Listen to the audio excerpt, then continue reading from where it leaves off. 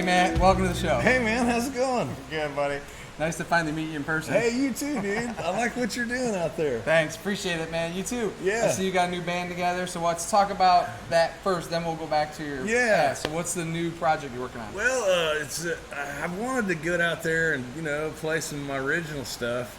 I've got a lot of original music, and I've just been working all these years getting a good repertoire of tunes down, and just trying to find a somewhat steady band, that's close by around the area, see if I can work into some new stuff, new music, What's the name of that new band? The Black Cat Electric Company. Black Cat Electric Company. Yeah. Sweet. And who's in the band? Okay, so we got Greg Burrows on bass and vocals.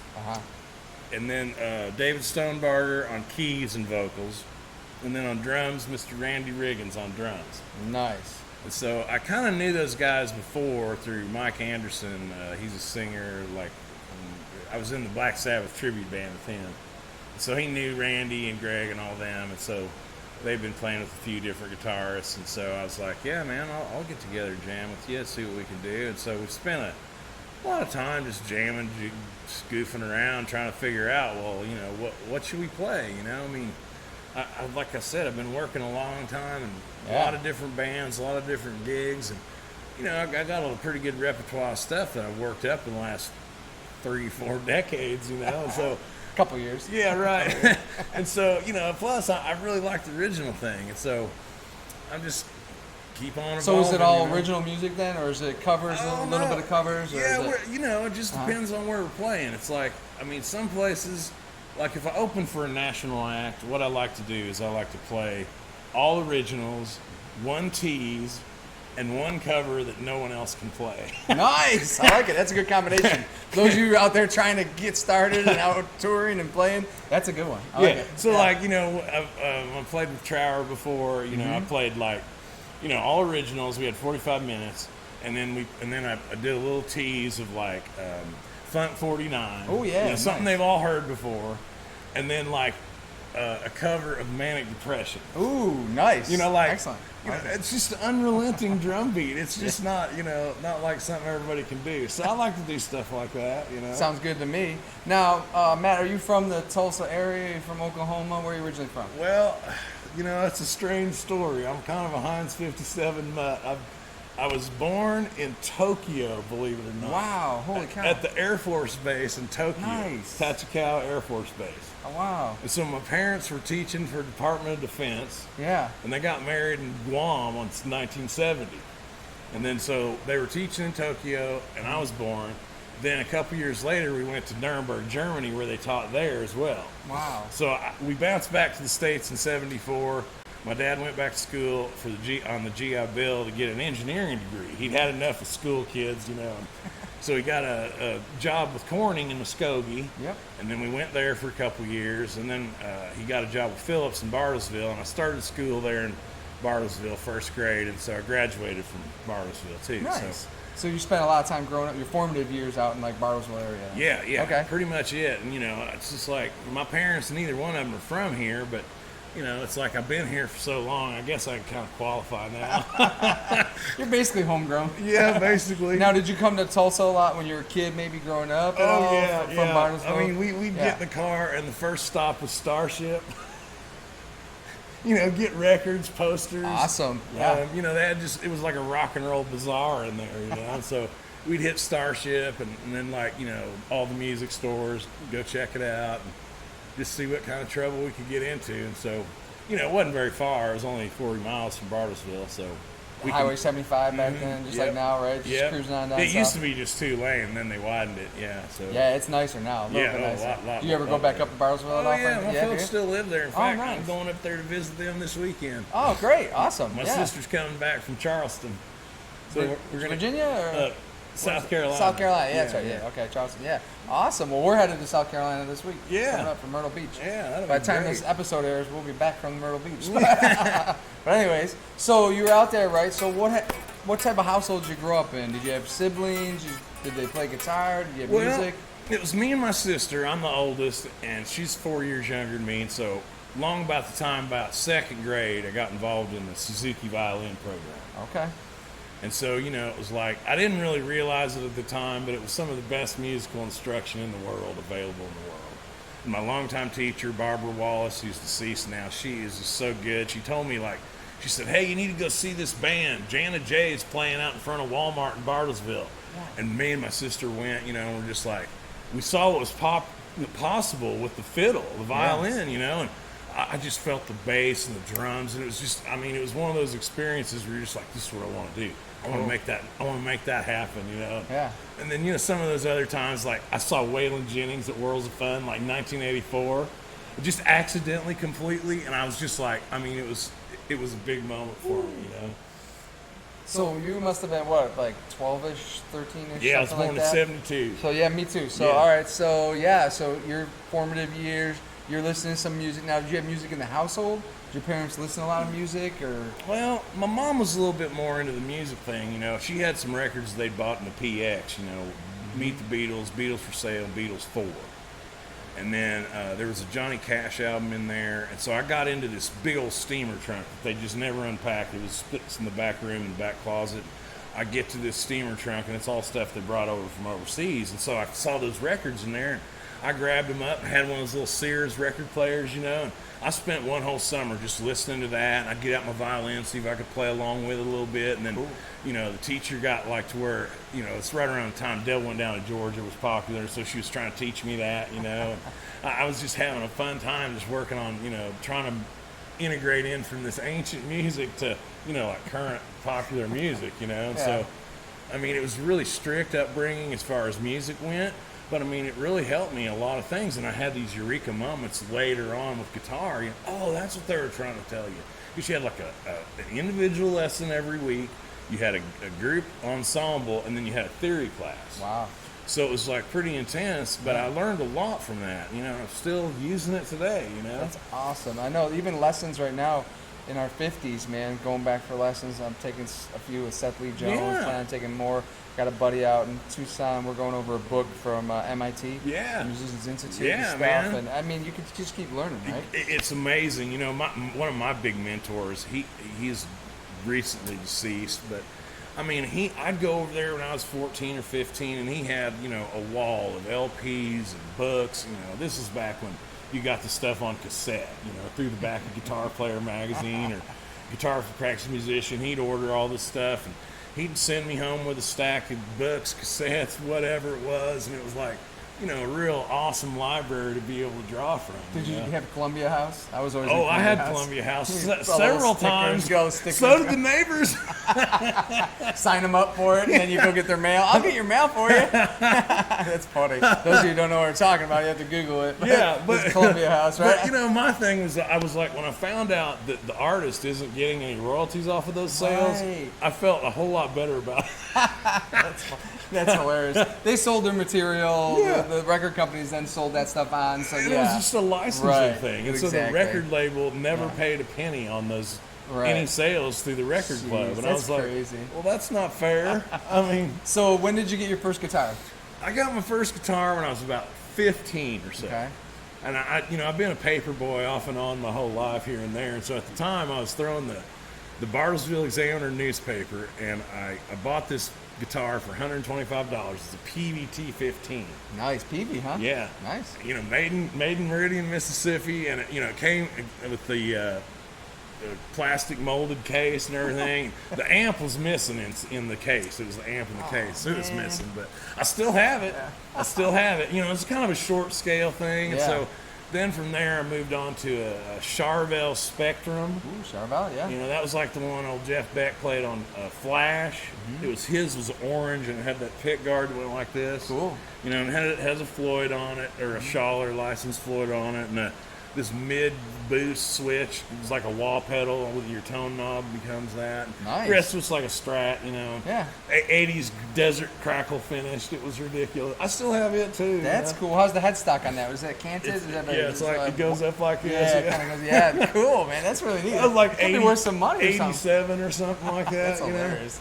No, so you got that one, right? Yeah. And then what did you get like after that? You start collecting more? Start playing in bands? Yeah, next, I've been playing in bands when I was a kid, even like 15, 16, 17. we had like some school friends we played, and it was you know, like at Elks Lodge pool parties. Yes. My sister was student council president, so she'd hire us to play at the junior high, you know, deal, whatever. You know, and we were doing like just anything we could get through, you know. I mean, there was a few songs that were okay, but looking back on it now, it's funny because, like, well, you really know 25 songs? No, you really know about 10.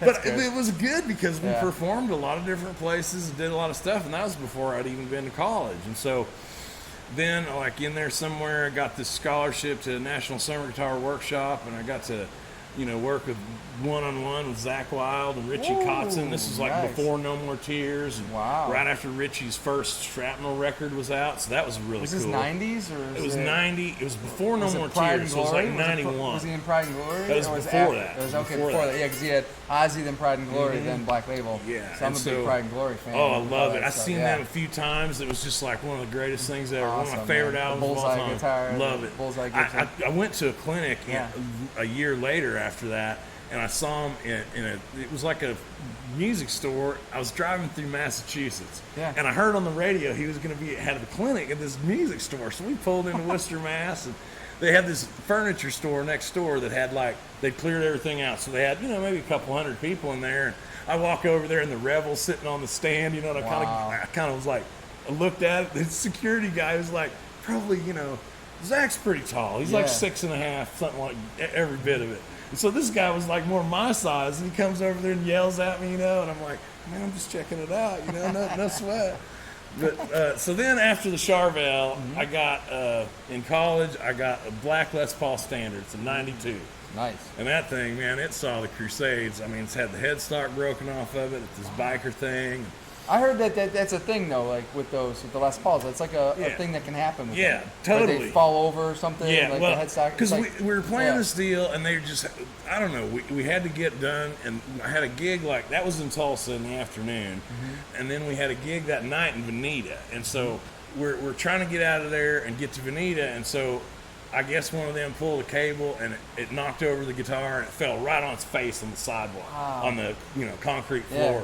And so I didn't really even look at it. I just threw it in the case and took off. And so I get up there to Veneta, and I get everything all set up. And I'm sitting there, and I'm tuning it, and I'm just like, what's going on here? And I look over, and I mean, it's like this. It's only holding on by the veneer, basically. Oh, my gosh. And so I was like, damn it. So I throw that back in the case, and I get out this. I had this. It's a USA Telly with a bender on it. You know, I kind of was using that. B bender. As sunburst. You know, I use that kind of as my backup guitar at the time. Yeah. And then so I just finished. I played the whole night Rock on and that roll. guitar. I was like, man. Did you ever get that fixed? I got it fixed. Yeah. Nice. And then I played it like crazy. I mean, I took all the finish of the back of the neck. I mean, it's got like scars all over it. I mean, it's been through a lot, and so I kind of retired. It's you still have it though, right? Yeah, I still have it. It's real heavy, and I love the way it sounds, but it's sort of on a short leash out in the pasture right now. I see you brought two guitars today, and we'll get back to your past in a second, but you've got the Gibson SG up there, and you got the Junior in your lap here. Yeah. And I was picking it up. You let me hold it for a minute. It was so light. Yeah. Like, I was so surprised how light this is. Yeah, yeah. So I wonder what this weighs, like 6 pounds or something? Oh, yeah, maybe Five, something like that. I don't know, maybe high fives, maybe? I don't know. There's lots of arguments about tone woods, Right, I guess like right. acoustic guitar, it would maybe make a difference, but I mean, seriously, if you can tell a solid top acoustic guitar from a two-piece top acoustic guitar without looking, you got better ears than I do, Yeah, right. I mean, it's just like guitars are kind of like women, There's something great about all of them, and like from the most. I mean, I paid $100 for this. Really? This is an Epiphone SG Junior. Nice. It's like a custom shop limited edition. Yeah. Don't let that fool you, though. So, it's a bolt-on neck, nothing spectacular, but it's got this cool satin-type finish on it. Love the finish on it. Yeah, it looks great. And, got one pickup, right? I put a Dean Leslie West Mountain of Tone pickup in it. Nice. This is a cheapy bridge from Music Lily that was $13 or something. Sure. Then I've got new pots. I got these Burns low friction audio taper pots. Okay. And so they're real easy to turn and kind of like, you know, with a one pickup guitar, there's a lot of sounds between on and 10, you know? Right. And so it's like, I felt like putting new pots in it really made a difference. Cool. You know, and then... it plays real well too, huh? Yeah, Spurzell tuners on the back, locking tuners, and so it's kind of like one of those guitars where you're not like going to be too upset if something happens to it. Right. Things can happen, it's a but great guitar to play out. Yeah, you get like... Now, what type of strings are you using on it? I use mostly Ernie Ball. These are the 11 to 48s, and then a lot of times I'll use the beefy Slinkies, 11 to 54. Nice. Yeah, you know, like on the Firebirds and the Explorers, maybe I'll use the beefies because it's just a longer, seems like more string. I like to tune down a half step, so I really like it, you know, kind of stiff action, really. Right. And I like it to be where I can play slide on the top strings, but I can still play regular notes. So do you play any alternate tunings other than like a drop tuning or something? Do you play any alternates at all? Yeah, I've recorded a few songs in open G. Okay. And then, you know, there's kind of fake open G, and then there's, you know, there's a whole bunch of like... There's all different C's I learned with Seth. Like, I'm learning the open C, you know, and slide and everything, and that open C, we've got 12s on it in order to, you know, right? Yeah, I learned Bronnier one time, and it's open C6. There you go. And I mean, none of the chords look anything like you've seen before. It's so strange, but it's kind of fun because it's like, hey, you know, this is like a new deal. It's like a whole different genre. Yeah. Like, he's playing it now.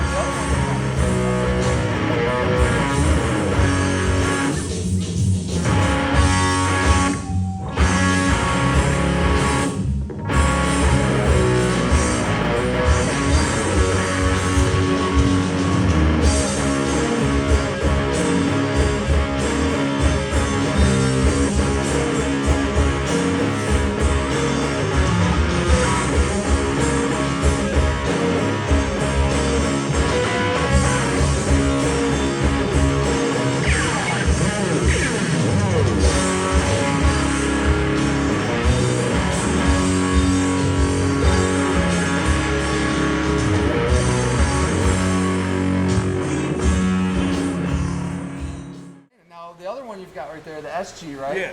Now that one is a little bit heavier than the one you're holding, right? Yeah. Not much, but it's still a thin body, right? Yeah. Like the SGs. Yeah. And you got two. What do you got? Two P90s. Two P90s. Yep. See, this came with a black pick guard, a black knob, a black poker chip, black plastic cover, black knobs, and so I finally found these. Nice. Real metal covers. Yeah. And I put those on, and it's got those Graphtec saddles in it. Yeah. And so I bought that brand new in like 2011, and it's a 60s SG tribute. So it's got real thin neck on it, you know, P90s. It's basically like an SG special. Yeah. You know, only this has a tune-o-matic instead of a wrap tail. I like it. And so, I don't know, it's just like real light. It's a satin finish. The wood's really, you know, just wears really well. I've used it on a bunch of recordings, a bunch of touring plays.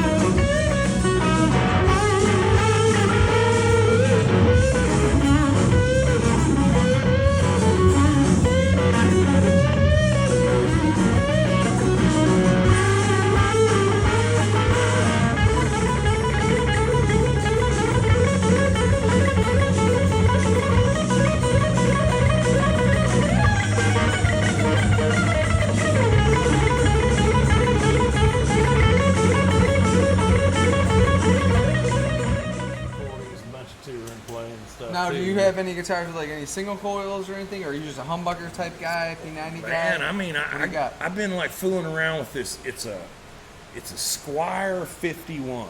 Okay. That they did like the first in like 04, 05.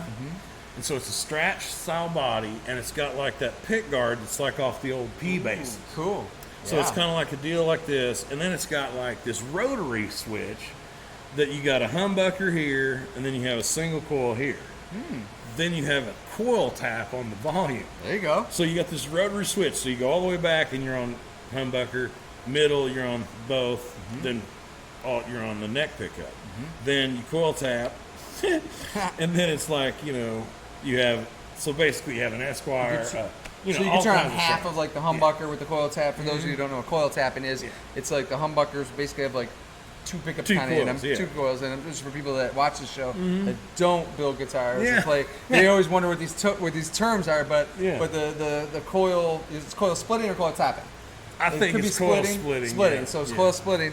So if there's two rows of pickups in here, if you were to split them, you could have one row on with maybe another one, right? Instead of the humbucker and the other single coil. Yeah. So I kind of liken it as to I can get an Esquire sound with one single coil in the bridge. Yeah. You can get like this sound with the humbucker in the bridge, and then that other one kind of figures in. And the thing about a lot of these cheaper guitars is their electronics aren't quite as good. Right.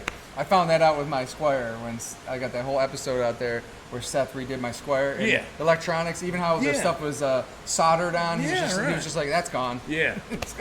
So this thing, it's, I took and I sold the neck off of it, and then I put a Fender Ventera neck off this telly that I ended up with. Ventera looked like the relic-y kind of. Yeah, and so it's like, dark finish kind of. And man, so then I took the neck off that, and I sold it, and then put that neck on there. And it's just like, man, I mean, brand names are starting to not mean just a whole lot, and it's been set up. It's had some mojo. My friend Barry, with Hank Shank Guitars, him and I just follow these crazy mods and improvements. And, I mean, we've had a lot of, this guitar, it doesn't play or sound like $100 guitar. No, and for those of you watching right now, you'll see some of the inserts. I'll insert some music in here and stuff. You'll hear it, and it sounds great. Especially if you're using effects and you got an amp, and they say tones in the fingers, but I don't hear anything. But Well, it's part of the fun. Just like, okay, I get it why somebody would have one guitar and one guitar only. Yeah. But like when I was in the Sabbath band, I'm like, okay, we're doing standard tuning on the first two albums. Then on Master Reality, everything's the C-sharp tuning. Okay, so that you're never going to be able to make that work with regular guitar. Right. And then the Dio stuff was half step down. Yeah. And so then it's like, all right, well, I got 3 different SGs set up 3 different ways with 3 different, I use that one for the standard stuff, I think, a lot of the time. And another special for the half step down, and then I have this 99 standard. It's kind of a match to my other 99 standard. I have that set up for the C-sharp Sabbath tune. Where like Children of the Grave, this is your low string. That's C-sharp. Yeah. So it's like really low, and you wonder, well, how do they get that sound? There's your answer. Yeah, that's it. The harmonics and the overtones that come out of it is really cool. Especially playing loud. And that's something we'll talk about in a second. Oh, We're going to take a break here for a second. I'm going to play some music here.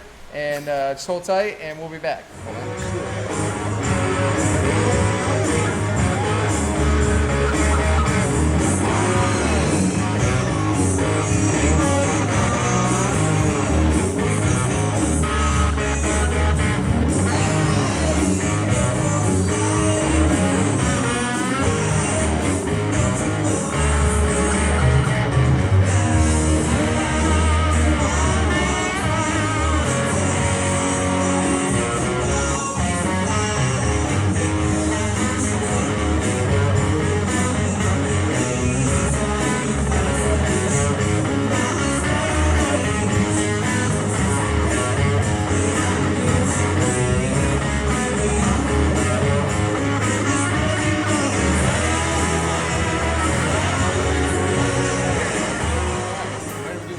Back. All right, here we are back again. So how you doing, man? Good.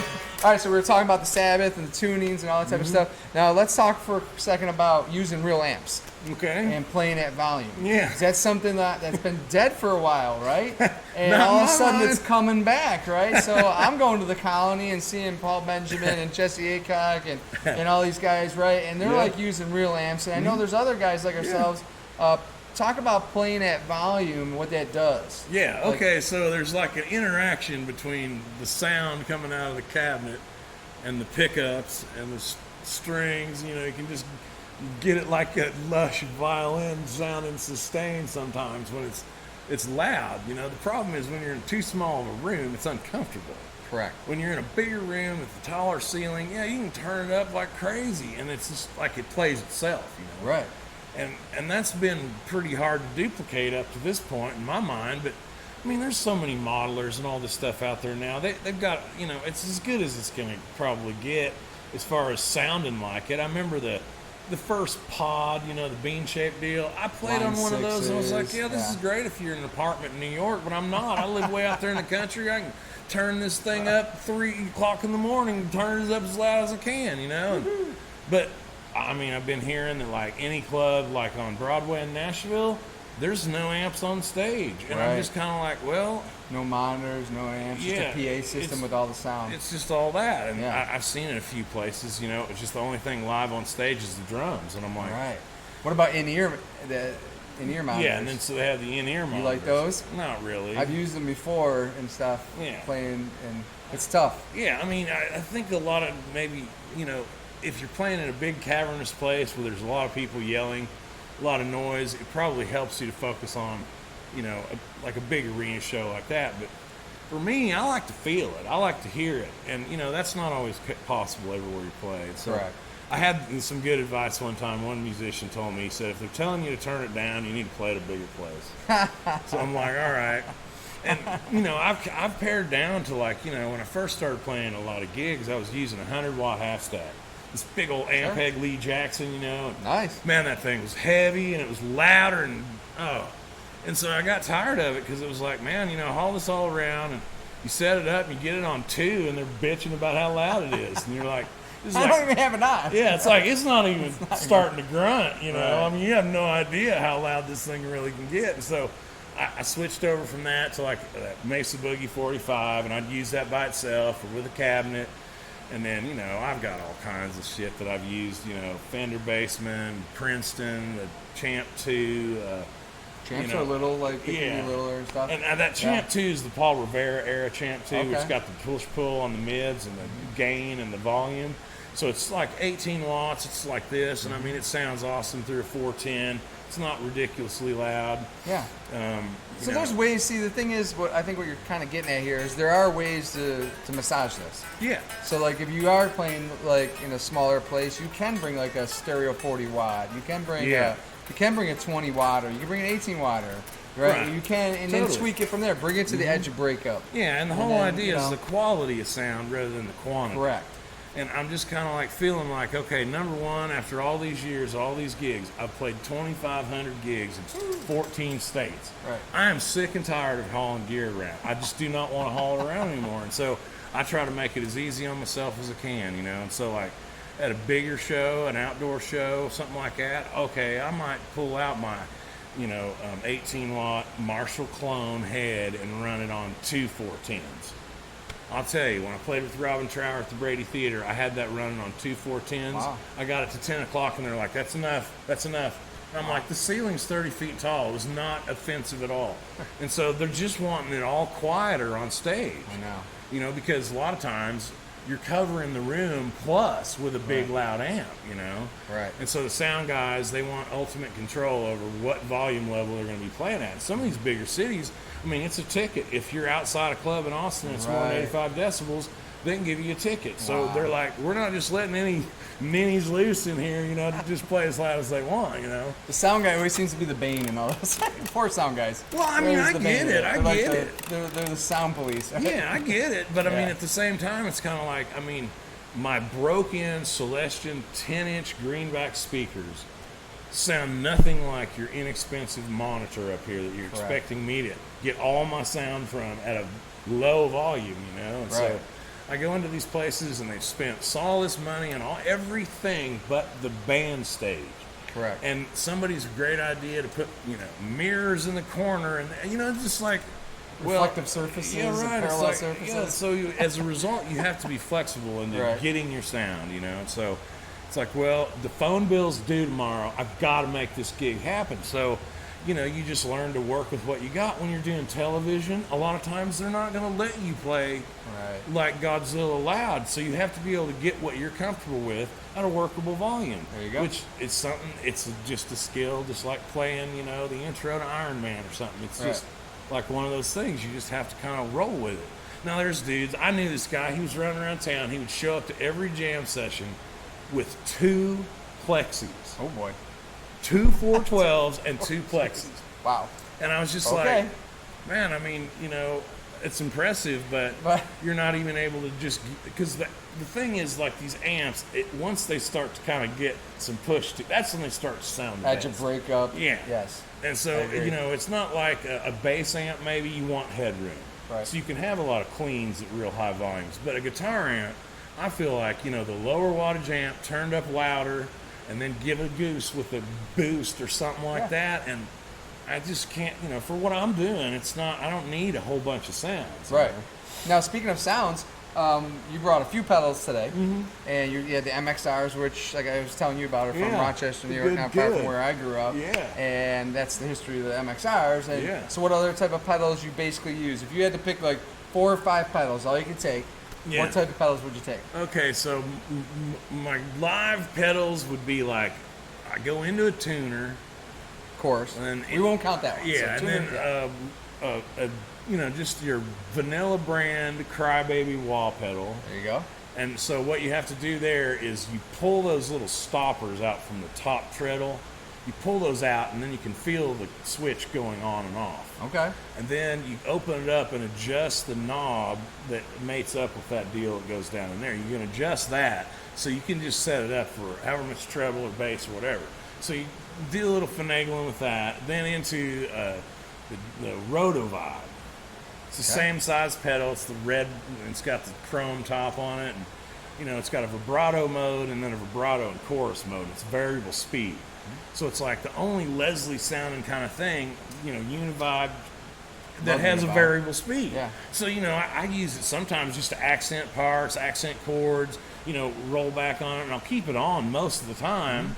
And then once you get it kind of like dialed in with the vibrato on your amp, it's just really, you know, you can get Trower, Hendrix, anything out of it. I love that pedal. So you got the volume, well, you got the wah, right? Yep. Yeah, I was going to say volume pedal, but you got the wah, right? And then you've got the Univibe, right? Yeah, and then like the, you know, some kind of boost overdrive tube scream or something, you know. I mean, I've just used so many of them over the years, different ones, you know.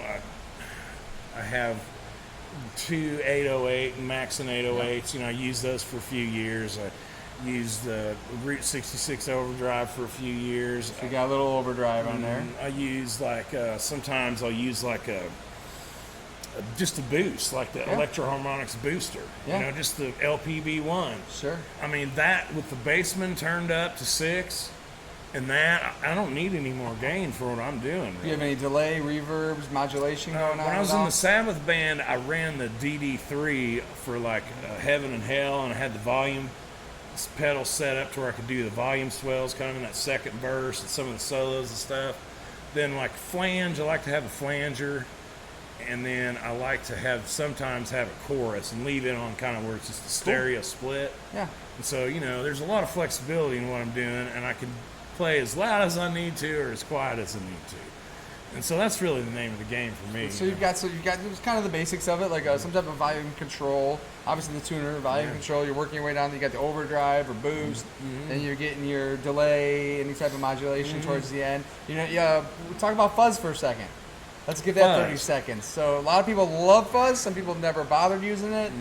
I love the way it sounds. It's like everybody else on a Strat, they sound wonderful. I just sound like a, you know, 5-year-old with a broken hand, you know. And I'm like, well, a lot of what I play is humbucking pickups. That's one thing. They say that it's kind of diminished with humbucking pickups. The other thing is like, you know, okay, there's a difference in the quality of the sound. Just the you know, it's real bassy and it sounds good by itself, but then with the band it just disappears. Right. Or then like, you know, I have one of those Roger Mayer ones that's shaped like the spaceships made out of cast aluminum. I mean, the thing is, you know, I got it really inexpensive years ago, but I mean, it just has an octave fuzz and a volume, I think it is, and you know, it's just so much louder than everything else when you get it set up to where it sounds good. And so I've got 4 or 5 of them I've been fooling around with, just trying to figure out. It's not really in your mix all the time. Not yet. Not no. yet. All right. I've You're been still learning. Yeah, I've been trying to like work it in somewhere because Right. you know I'm like, I don't play the same guitar at every gig. I don't play the same setup at every gig. You know. Now let's talk about bands. We have a couple minutes left here, and we're gonna talk about bands. So a few years ago, you've got some. I've listened to your music on Facebook. Yeah. And what was the name of that band? Oh yeah, so my Some of the music. most well-known band was Hurricane Mason. There you go. And so me and one of my junior high friends who I told you about earlier, we started that band in 1998. Wow. And I put out the first record in 2002. Then we did It's Only Miles in 2005. Then Ron left, Ace got in the band, and we put out the Five Alive in 2007. And I mean, we're playing, you know, like between 150 to 200 and some gigs a year, you know. I mean, one year we did like 175 dates in 5 states. Wow. Now that's me doing all the booking, all the business, all the logistics. It was a lot, man. Yeah. That And is you a lot. know, that was back when you could still go out and make a halfway decent wage sometimes, you know. Right. And then, you know, you kind of get in a little circuit and you kind of work that and you keep working that and you work up and then, you know, every time I played with the national band, it was like back to the beginning of the line. Really? It was like a month kidding. later, you're getting canceled, you're getting treated like dog shit. It's like, No way. man, I mean, I did this national thing. I mean, we played with Robin Trower 3 times. Yeah. The first time was awesome in '09. A month later, I had more cancellations than I'd ever had in 10 years. Wow. And then, like, you know, the last time I played, it was like, that was in April. Then, like, by July, I'm like downtown in Tulsa playing on the street to keep the lights open. Oh my gosh. And it's just like, well, okay, so the next level is you got to have some money to buy on to the next Gotcha. 5 dates in Texas or whatever it is. Right, And right. I mean, like it or not, it's like Takes money to make money. it takes money to make money. And so So- you start to think about, well, I mean, is it worth it to pay to be tour support? That's why they call it Right. tour support. Right. And so, you know, you're like, well, I saw where, like, the Foo Fighters, when they came Yeah. to the BOK Center, you could open up for the Foo Fighters. Guess how much they wanted? It was $25,000. So let's Wow. say, you know, you're going to do this in 10 cities in the Midwest with the idea in mind that you're going to come back in 2 months and headline Kane's Ballroom Right. after they've seen you pay $25,000 and play in front of the Foo Fighters. But you're just like, well, we're doing 10 dates. I mean, we're sitting here in the driveway and we're in it for $250. Wow. And we haven't even done an album. We haven't even done anything. And you're just like, man, I don't need to work too much harder on this. I need to work harder on trying to figure out a way where I can make this happen. Right, Because there's exactly. so many people out there doing this. Yeah. There's so many people with an inside track or whatever the case may be. And just like, I don't give a shit about any of that. I just like playing music and doing what I want and, you know, keeping alive this like a pretty much lost art form. Everything I play in concert is live. There's no tapes. There's no anything. It's Right. all me. So if the computers go down, you're okay. I'm fine. You're fine. I'm totally So fine like with it. Eddie Trunk out there, Yeah. Trunk Nation, he gets so mad with all these bands that computer goes down and they can't play, and he's just like, what? Like so as we're wrapping up here, and as we're wrapping up, so you were in that band, right? You had your Hurricane Mason, right? Yep. Now the new one. Yeah, Black Cat Electric Company. Okay, now is it on Spotify, Bandcamp, Facebook, Instagram? You know, I kind have of- I yeah. have a little private Facebook group because I'm trying to build the fan base for this like really organically. Gotcha. You know, and I don't We'll put have the links and everything. Yeah, in, so. yeah. I don't have all the answers for internet Yeah. marketing for musicians, but basically, you know, you just got to have some content. So we went to the studio last fall, and I did like 5 or so tunes, and then we did that video for Get Out of the City, Video Mike's Place, and then we got another video for Highway Star that's almost finished editing Cool. on that. Nice.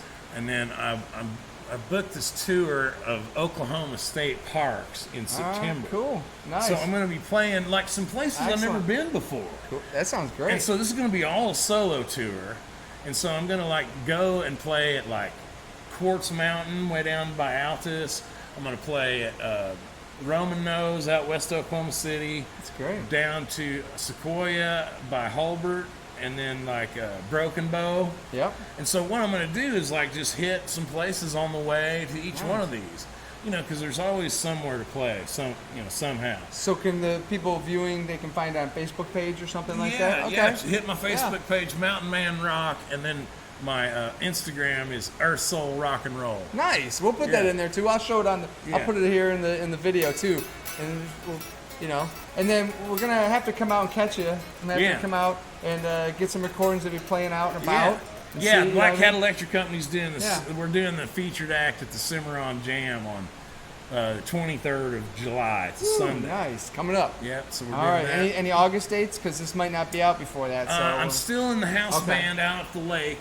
So we're still playing out at Oolaga Lake, the Redbud Bandits. Cool. And so with that deal, I just play guitar and lap steel, and sometimes fill in on bass if they need me. But that's pretty good. Just I'm close to home, keeps me playing, keeps me working.